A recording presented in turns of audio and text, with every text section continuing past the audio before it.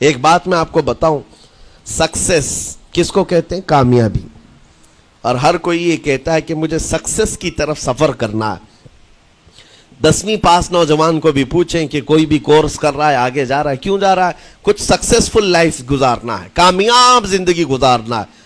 اس کے لیے دروازے کھٹکھٹا رہا ہے. تمہیں پتہ ہے ان مسجدوں کے میناروں سے جو آواز گونجتی ہے اذان کی، اس میں ایک لفظ آتا ہے.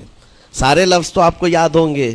اللہ اکبر بھی کہا جاتا ہے، اشہد ان لا الہ الا اللہ بھی، اشہد ان محمد رسول اللہ بھی ہے. اس کے بعد ایک لفظ پکارتا ہے مؤذن، حی علی الصلاۃ. حی علی الصلاۃ کا مطلب ہوتا ہے آؤ نماز کی طرف، آؤ نماز کی طرف. اس کے بعد ایک اور لفظ پکارتا ہے حی علی الفلاح، جس کا معنی معلوم ہے آپ کو؟ مؤذن یہ کہتا ہے آؤ کامیابی کی طرف، آؤ کامیابی کی طرف. ٹوٹل یہ دن میں 10 بار مؤذن پکارتا ہے. فجر میں 2 بار، ظہر میں 2 بار، عصر میں 2 بار، مغرب میں 2 بار، عشاء میں 2 بار. کتنی مرتبہ پکارا؟ 10 بار پکارا تمہیں، آؤ کامیابی کی طرف. لیکن ایک بات یاد رکھو، یہ پکارنے والے مؤذن کی حالت مت دیکھو کہ یہ پکار رہا ہے، بلکہ یہ رحمان کی صدا ہے، یہ اللہ کی صدا ہے جو تمہیں بلا رہا ہے. یہ تو اپنی آواز اور اپنے الفاظ سے ترجمانی کر رہا ہے اور تمہیں اللہ کی صدا تمہارے تک منتقل کر رہا ہے. لیکن حقیقت میں بلانے والا کون ہے؟ اللہ ہے. مسجدوں میں بلانے والا کون ہے؟ اللہ ہے. اللہ کی صدا پر آپ آ رہے ہو.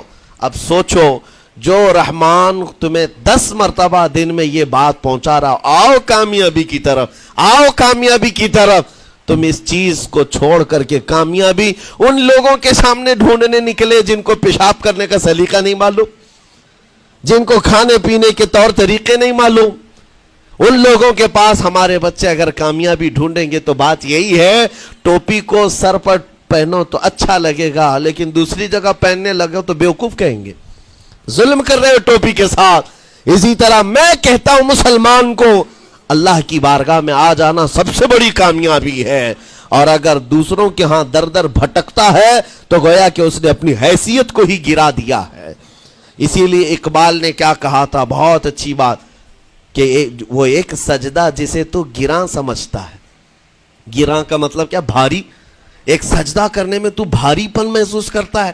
وہ ایک سجدہ جسے تو گراں سمجھتا ہے، ارے 1000 سجدوں سے دیتا ہے آدمی کو نجات.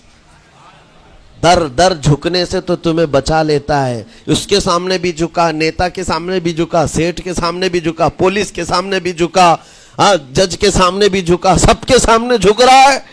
ایک سجدہ یہاں کر لے، مولا ہر سجدے سے تجھے آزاد کرتے. یہاں جھکنے والا پھر کہیں اور نہیں جھکتا.